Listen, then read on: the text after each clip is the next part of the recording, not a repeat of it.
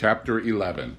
It was not till late next day that I spoke to Mrs. Groves, the rigor with which I kept my pupils in sight making it often difficult to meet her privately, and the more as we each felt the importance of not provoking on the part of the servants quite as much on that of the children any suspicion of a secret flurry or of a discussion of mysteries. I knew a great security in this particular from her mere smooth aspect. There was nothing in her fresh face to pass on to others, my horrible confidences. She believed me, I was sure, absolutely. If she hadn't, I don't know what would have become of me, for I couldn't have borne the business alone. But she was a magnificent monument to the blessing of a want of imagination, if she could see in our little charges nothing but their beauty and amiability, their happiness and cleverness. She had no direct communication with the sources of my trouble. If they had been at all visibly blighted or battered, she would doubtless have grown on tracing it back, haggard enough to match them. As matters stood, however, I could not feel her. Then she surveyed them with her large white arms folded and the habit of serenity in all her look, thanked the Lord's mercy that, if they were ruined, the pieces would still serve. Flights of fancy gave place, in her mind, to a steady fireside glow, and I had already begun to perceive how, with the development of the conviction that, as time went on without a public accident, our young things could, after all, look out for themselves. She addressed her greatest solicitude to the sad case presented by their instructress. That, for itself, was a sound simplification. I could engage that. To the world. My face should tell no lies, but it should have been, in the conditions, an immense added strain to find myself anxious about hers. At the hour I now speak of, she had joined me, under pressure, on the terrace where, with the lapse of the season, the afternoon sun was now agreeable, and we sat there together while, before us, at a distance, but within call if we wished, the children strolled to and fro in one of their most manageable moods. They moved slowly, in unison, below us, over the lawn, the boy, as they went, reading aloud from a storybook and passing his arm round his sister to keep her quite in touch. Mrs. Groves watched them with positive placidity. Then I caught the suppressed intellectual creak with which she conscientiously turned to take from me a view of the back of the tapestry.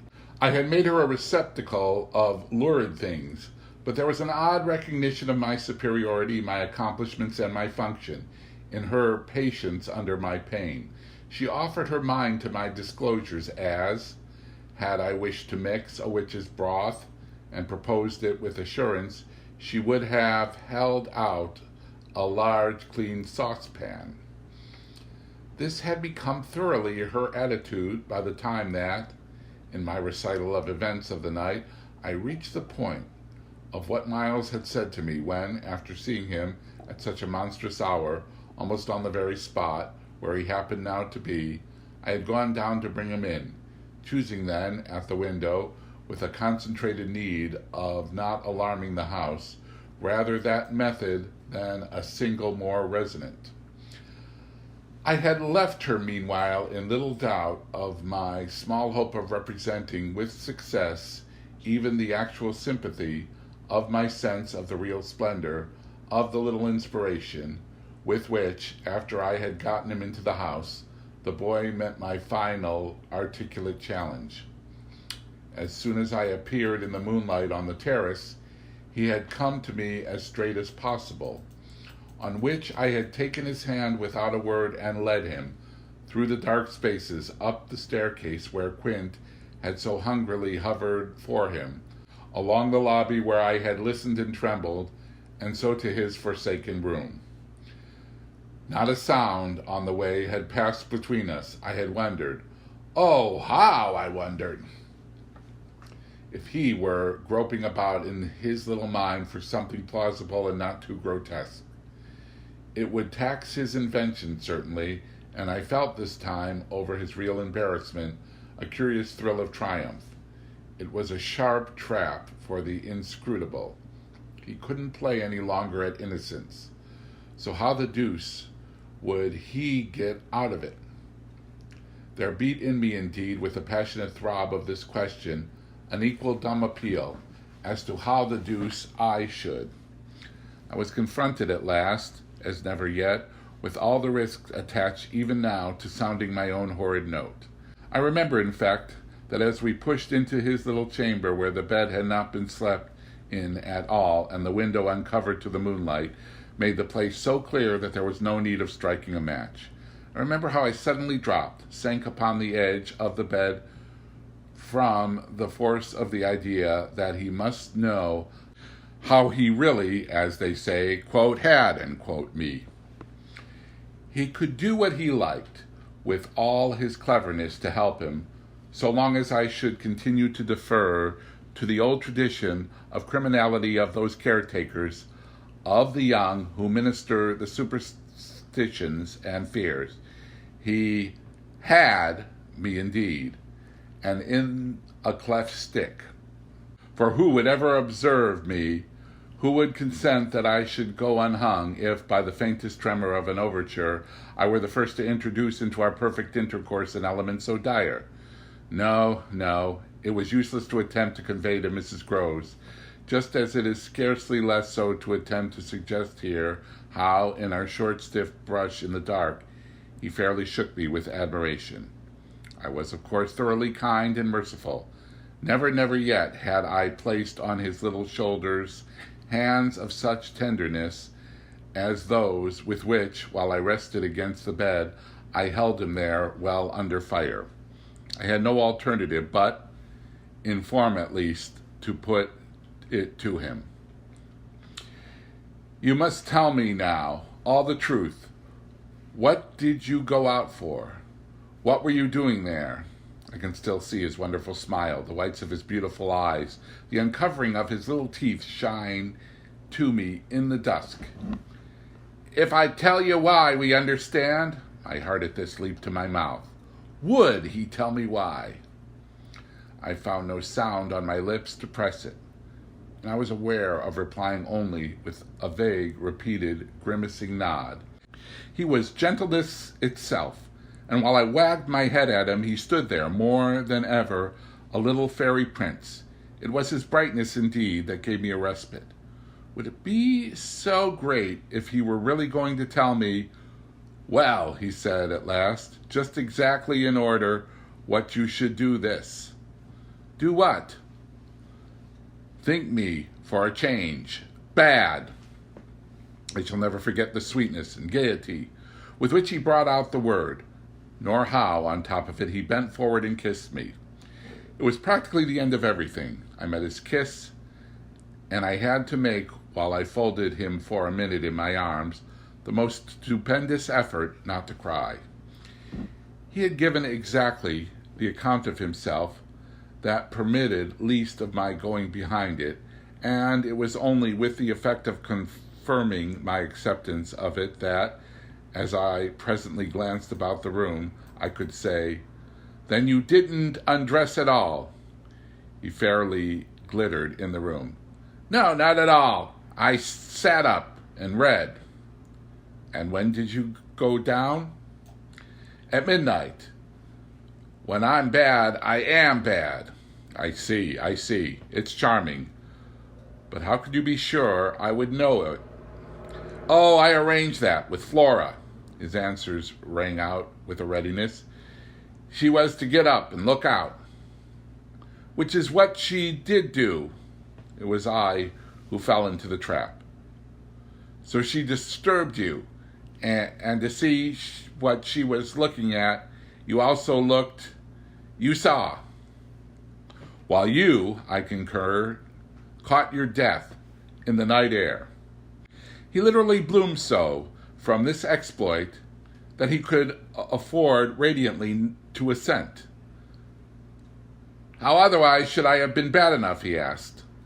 Then, after another embrace, the incident and our interview closed on my recognition of all the reserves of goodness that, for his joke, he had been able to draw upon. Chapter 12. The particular impression I had received proved in the morning light, I repeat, not quite successfully presentable to Mrs. Groves, though I enforced it with the mention of still another remark that he had made before we separated. "It all lies in a half a dozen words," I said to her, "words that really settle the matter. Think, what I might do." He threw that off to show me how good he is. He knows down to the ground what he, quote, might, end quote, do. That's what he gave them a taste of at school. "Lord, you do change," cried my friend. "I don't change. I simply make it out. The four, depend upon it, perpetually meet. If on either of these last nights you had been with either child, you would clearly have understood. The more I've watched and waited, the more I felt that if there were nothing else to make it sure, it would be made so by the systematic silence of each. Never, by the slip of the tongue, have they so much as alluded to either of their old friends, any more than Miles has alluded to his expulsion. Oh yes, we may sit here and look at them. They may show off to us there to their fill. But even while they pretend to be lost in their fairy tale, they've steeped in their vision of the dead restored. He's not reading to her, I declared. They're talking of them. They're talking horrors. I go on. I know as if I were crazy. And it's a wonder I'm not. What I've seen would have made you so. But it has only made me more lucid, made me get hold of still other things. My lucidity must have seemed awful, but the charming creatures were victims of it. Passing and repassing in their interlocked sweetness gave my colleague something to hold on by. And I felt how tight she held as, without stirring in the breath of my passion, she covered them with still her eyes. "Of what other things have you got hold?" "Why, of the very things that have delighted, fascinated, and yet at bottom, as I now so strangely see, mystified and troubled me. They're more than earthly beauty. They're absolutely unnatural goodness. It's a game," I went on. "It's a policy and a fraud." "On the part of the little darlings?"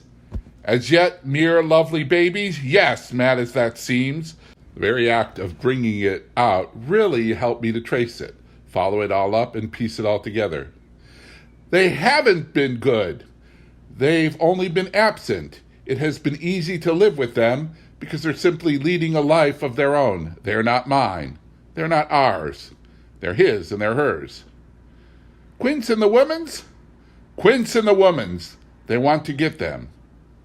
Oh, how, at this, poor Miss Groves appeared to study them. "But for what?"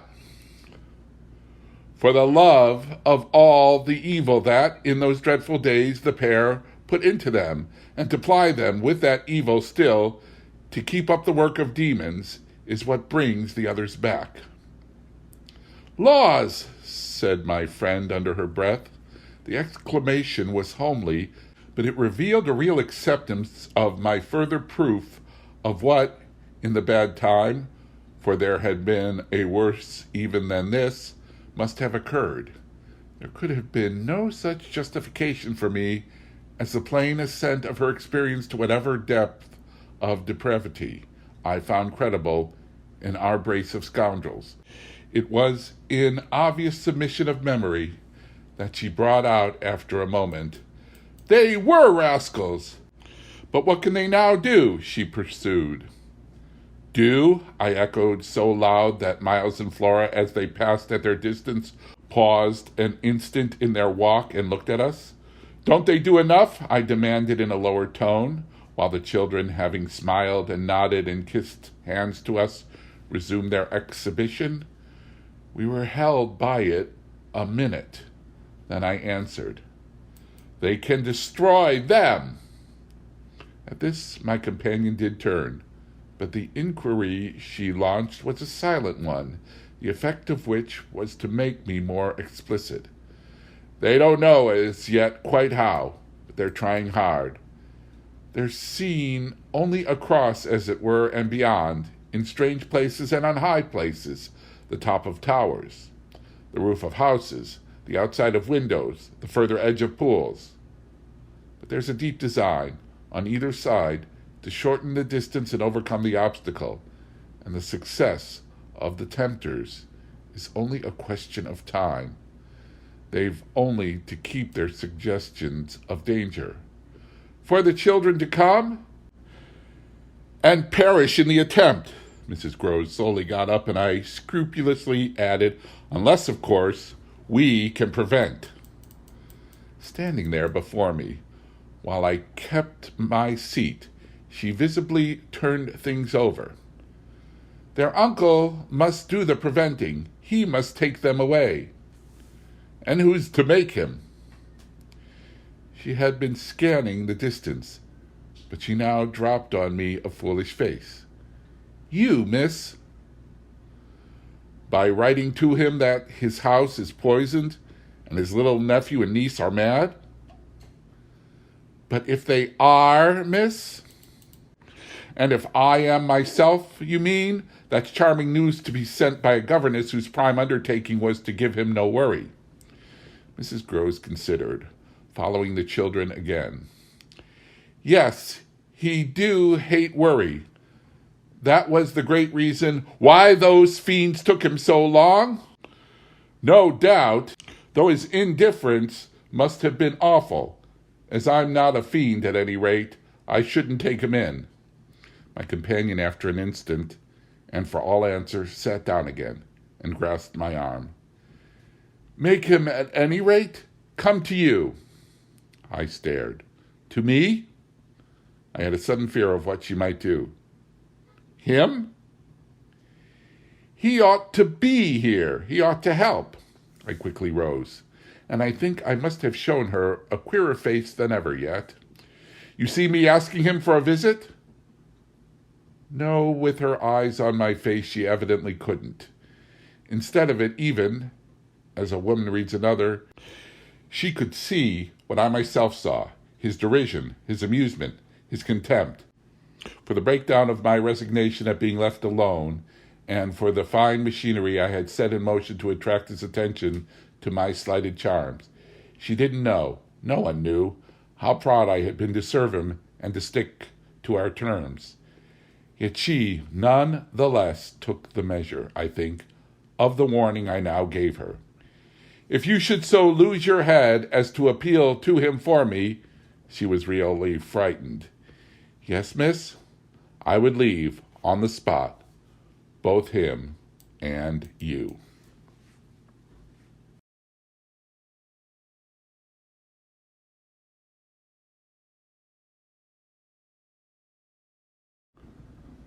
Chapter 13.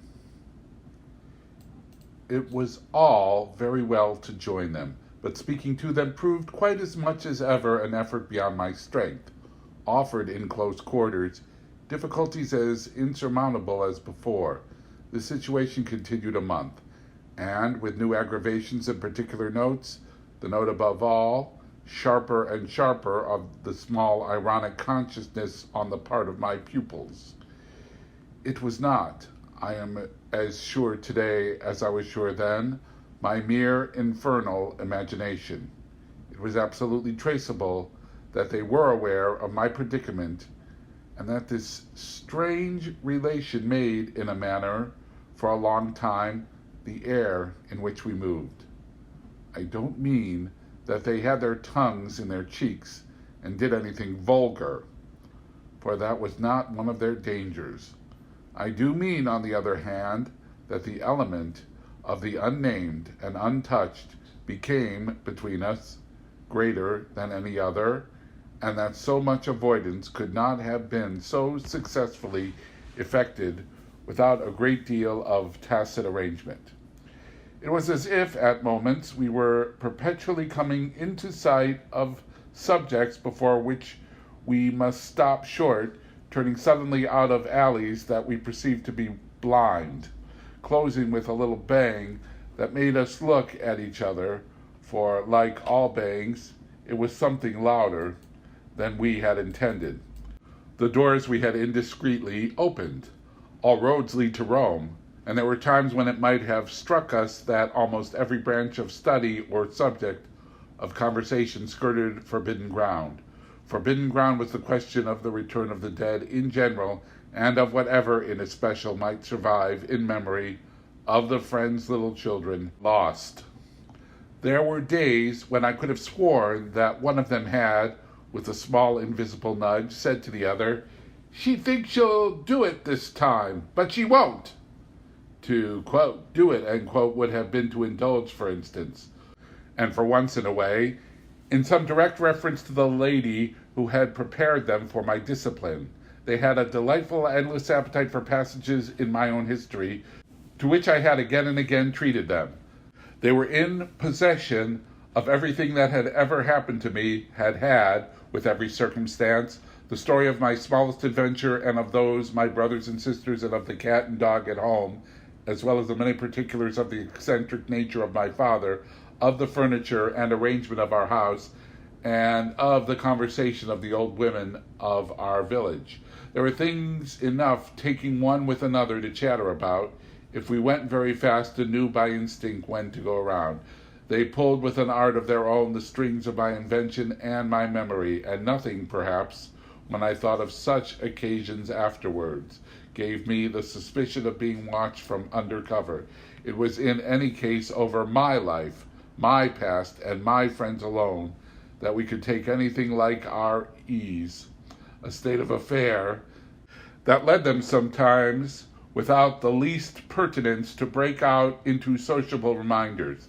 I was invited, with no visible connection, to repeat afresh Goody Gosling celebrated mot, or to conform the details already supplied as to the cleverness of Vicarage Pony. It was partly at such junctures as these, and partly at quite different ones, that, with the turn my matters had now taken, my predicament, as I have called it, grew most sensible. The fact that the days passed for me without another encounter ought, it would have appeared, to have done something toward soothing my nerves. Since the light brush that second night on the upper landing of the presence of a woman at the foot of the stair, I had seen nothing, whether in or out of our house, that one had better not have seen. There was many a corner round which I expected to come upon Quint, and many a situation that, in a merely sinister way, would have favored the appearance of Miss Jessel. The summer had turned. The summer had gone. The autumn had dropped upon Bly and had blown out half our lights. The place, with its gray sky and withered garlands, its bared spaces and scattered dead leaves, was like a theater after the performance, all strewn with crumpled playbills. There were exactly states of the air, conditions of the sound and of stillness, unspeakable impressions of the kind of ministering moment that brought back to me, long enough to catch it, the feeling of the medium in which, that June evening out of doors, I had had my first sight of Quint, and which, too, at those other instants, I had, after seeing him through the window, looked for him in vain in the circle of shrubbery. I recognized the signs, the portents. I recognized the moment, the spot. But they remained unaccompanied and empty, and I continued unmolested. If unmolested one could call a young woman whose sensibility had, in the most extraordinary fashion, not declined but deepened. I had said in my talk with Mrs. Groves on that horrid scene of Flora's by the lake, and had perplexed her by so saying, that it would from that moment distress me much more to lose my power than to keep it. I had them express what was, vividly in my mind, the truth that whether children really saw or not, since that is, it was not yet definitely proved. I greatly preferred, as a safeguard, the fullness of my own exposure. I was ready to know the very worst that was to be known. What I had then had an ugly glimpse of was that my eyes might be sealed just while theirs were most open. Well, my eyes were sealed, it appeared at present, a consummation for which it seemed blasphemous not to thank God. There was, alas, a difficulty about that. I would have thanked him with all my soul had I not had, in a proportionate measure, this conviction of the secret of my pupils. How can I retrace today the strange steps of my obsession? There were times of our being together when I would have been ready to swear that, literally, in my presence, but with my direct sense of it closed, they had visitors who were known and were welcome. Then it was that, had I not been deterred by the very chance that such an injury might prove greater than the injury to be averted, my exultation would have broken out. They're here, you little wretches, I would have cried, and you can't deny it now. Those little wretches denied it, with all the added volume of their sociability and their tenderness, in just the crystal depths of which, like the flash of a fish in a stream, the mockery of their advantage peeped up. The shock, in truth, had sunk into me still deeper than I know on the night when, looking out to see either Quint or Miss Jessel under the stars, I had beheld the boy over whose rest I watched, and who immediately brought in with him, had straightway there turned it on me, the lovely upward look with which, from the battlements above me, the hideous apparition of Quint had played. If it was a question of a scare, my discovery on this occasion had scared me more than any other, and it was in the condition of nerves produced by it that I made my actual inductions. They harassed me so that sometimes, at odd moments, I shut myself up audibly to rehearse. It was at once a fantastic relief and a renewed despair, the manner in which I might come to the point. I approached it from one side and the other while, in my room, I flung myself about. But I always broke down in the monstrous utterance of names. As they died away on my lips, I said to myself that I should indeed help them to represent something infamous if, by pronouncing them, I should violate as rare a little case of instinctive delicacy as any schoolroom probably had ever known. When I said to myself, "They have the manners to be silent, and you, trusted as you are, the baseness to speak," I felt myself crimson, and I covered my face with my hands. After these secret scenes I chattered more than ever, going on volubly enough till one of our prodigious palpable hushes occurred. I can call them nothing else. The strange, dizzy lift or swim, I try for terms, into a stillness, a pause of all life, that had nothing to do with the more or less noise that at the moment we might be engaged in making, and that I can hear through any deepened exhilaration or quickened recitation or louder strum of the piano. Then it was that the others, the outsiders, were there. Though they were not angels, they, quote, passed, end quote, as the French say, causing me, while they stayed, to tremble with fear of their addressing to younger victims some yet more infernal message or more vivid image than they had thought good enough for myself. What it was most impossible to get rid of was the cruel idea that, whatever I had seen, Miles and Flora saw more, things terrible and unguessable, and that sprang from dreadful passages of intercourse in the past.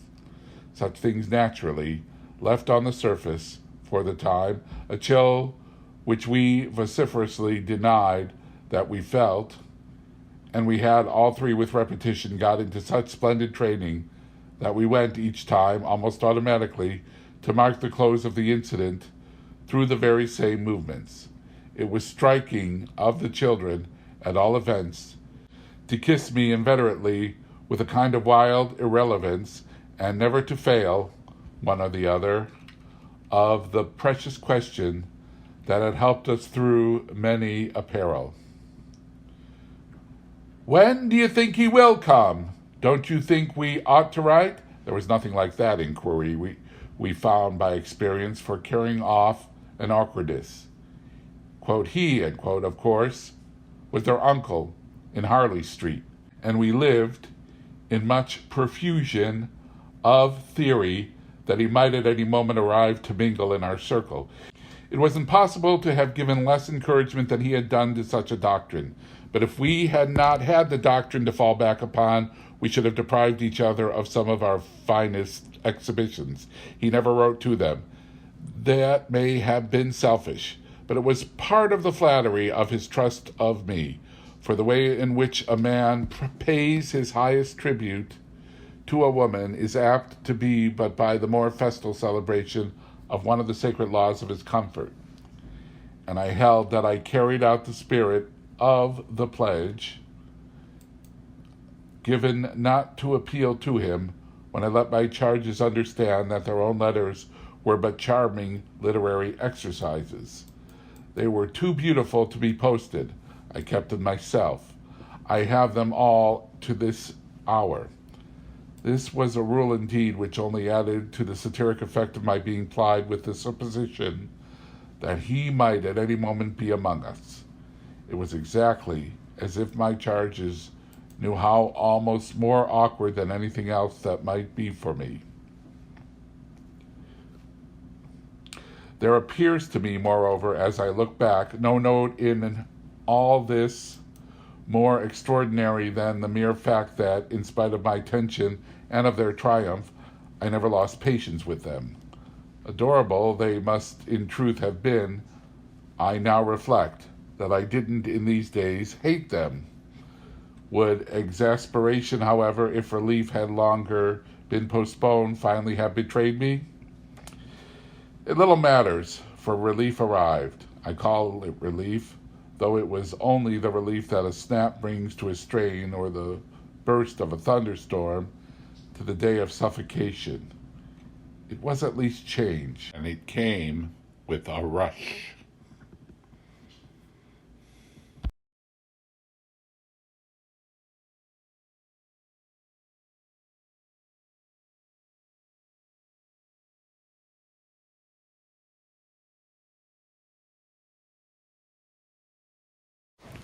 Chapter 14. Walking to church a certain Sunday morning, I had little Miles at my side and his sister in advance of us, and at Mrs. Grose's, well in sight. It was a crisp, clear day, the first of its order for some time. The night had brought a touch of frost, and the autumn air, bright and sharp, made the church bells almost gay. It was an odd accident of thought that I should have happened at such a moment to be particularly and very gratefully struck with the obedience of my little charges. Why did they ever resent my my perpetual society? Something or other had brought nearer home to me that I had all but pinned the boy to my shawl, and that in the way our companions were marshaled before me, I might have appeared to provide against some nature of rebellion. I was like a jailer with an eye to possible surprises and escapes. But all this belonged, I mean their magnificent little surrender, just to the special array of facts that were most abysmal. Turned out for Sunday by his uncle's tailor, who had had a free hand and a notion of pretty waistcoats of his grand little heir, Miles' whole title to independence, the right of his sex and situation, were so stamped upon him that if he had suddenly struck for freedom, I should have had nothing to say. I was, by the strangest of chances, wondering how I should meet him when the revolution unmistakably occurred. I call it a revolution because I now see how, with the word he spoke, the curtain rose on the last act of my dreadful drama, and the catastrophe was precipitated. "Look here, my dear, you know," he charmingly said, "when in the world, please, am I going back to school?" Transcribed here, the speech sounds harmless enough, particularly as uttered in the sweet, high, casual pipe with which, at all interlocutors, but above all at his eternal governess, he threw off intonations as if he were tossing roses. There was something in them that always made me, quote, catch, end quote, and I caught, at any rate now so effectually, that I stopped as short as if one of the trees of the park had fallen across the road. There was something new on the spot, between us, and he was perfectly aware that I recognized it, though, to enable me to do so, he had no need to look a whit less candid and charming than usual. I could feel in him how he already, from my at first finding nothing to reply, perceived the advantage he had gained. I was slow to find anything, that he had plenty of time after a minute to continue with his suggestive but inconclusive smile. You know, my dear, that for a fellow to be with a lady always, his, quote, my dear, end quote, was constantly on his lips for me, and nothing could have expressed more the exact shade of the sentiment with which I described to inspire my pupils than its fond familiarity. It was so respectfully easy. But oh, how I felt that at present I must pick my own phrases. I remember that, to gain time, I tried to laugh, and I seemed to see in the beautiful face with which he watched me how ugly and queer I looked. And always with the same lady, I returned. He neither blanched nor winked. The whole thing was virtually out between us. Ah, of course, she's a jolly perfect lady, but after all, I'm a fella, don't you see? That's, well, getting on. I lingered there with him an instant ever so kindly. Yes, you're getting on. Oh, but I felt helpless. I have kept to this day the heartbreaking little idea of how he seemed to know that and to play with it. And you can't say I've not been awfully good, can you? I laid my hand on his shoulder, for though I felt how much better it would have been to walk on, I was not yet quite able. No, I can't say that, Miles. Except just that one night, you know. That one night? I couldn't look as straight as he.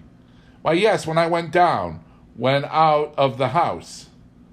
Oh, yes, but I forgot what you did it for. You forget, he spoke with the sweet extravagance of childish reproach. Why, it was to show you I could. Oh, yes, you could. And I can again. And I felt I might perhaps, after all, succeed in keeping my wits about me. Certainly, but you won't. No, not that again. It was nothing. It was nothing, I said. But we must go on. He resumed our walk with me, passing his hand into my arm. Then when am I going back? I wore, in turning it over, my most responsible air. Were you very happy at school? He just considered. Oh, I'm happy enough everywhere. Well then, I quavered, if you're just as happy here. Ah, but isn't everything? Of course you know a lot. But you hint that you know almost as much, I risked as he paused. Not half I want to, Miles honestly professed. But it isn't so much that. Well, what is it then? Well, I want to see more life. I see. We had arrived within sight of the church, and of various persons, including several of the household of Bly, on their way to it, and clustered about the door to see us go in. I quickened our step. I wanted to get there before the question between us opened up much further. I reflected hungrily that, for more than an hour, he would have to be silent, and I thought, with envy, of the comparative dusk of the pew, and of the almost spiritual help of the hassock on which I might bend my knees. I seemed literally to be running a race with some confusion, to which he was about to reduce me. But I felt that he had got in first when, before we had even entered the churchyard, he threw out, I want my own sort. It literally made me bound forward. There are not many of your own sort, Miles, I laughed, unless perhaps dear little Flora. You really compare me to a baby girl? This found me singularly weak. Don't you, then, love our sweet Flora? If I didn't, and you too, if I didn't, he repeated, as if retreating for a jump, yet leaving his thoughts so unfinished that after we had come into the gate, another stop, which he imposed on me by the pressure of his arm, had become inevitable. Mrs. Groves and Flora had passed into the church, the other worshippers had followed, and we were, for the minute, alone among the old thick graves. We had paused on the path from the gate by a low, oblong, tail-like tomb. Yes, if you didn't. He looked, while I waited, about at the graves. Well, you know what? But he didn't move. And he presently produced something that made me drop straight down on the stone slab, as if suddenly to rest. Does my uncle think what you think? I markedly resented. How do I know what you think? Ah, well, of course I don't, for it strikes me. You never tell me. But I mean, does he know? Know what, Miles? Why, the way I'm going on. I perceived, quickly enough, that I could make to his inquiry no answer that would involve something of a sacrifice of my employer. Yet it appeared to me that we were all, at Bly, sufficiently sacrificed to make that venial. I don't think your uncle much cares. Miles on this stood, looking at me. Then you don't think it can be made to? In what way? Why, by his coming down. But who will get him to come down? I will, the boy said with extraordinary brightness and emphasis. He gave me another look, charged with that expression, and then marched off alone into church.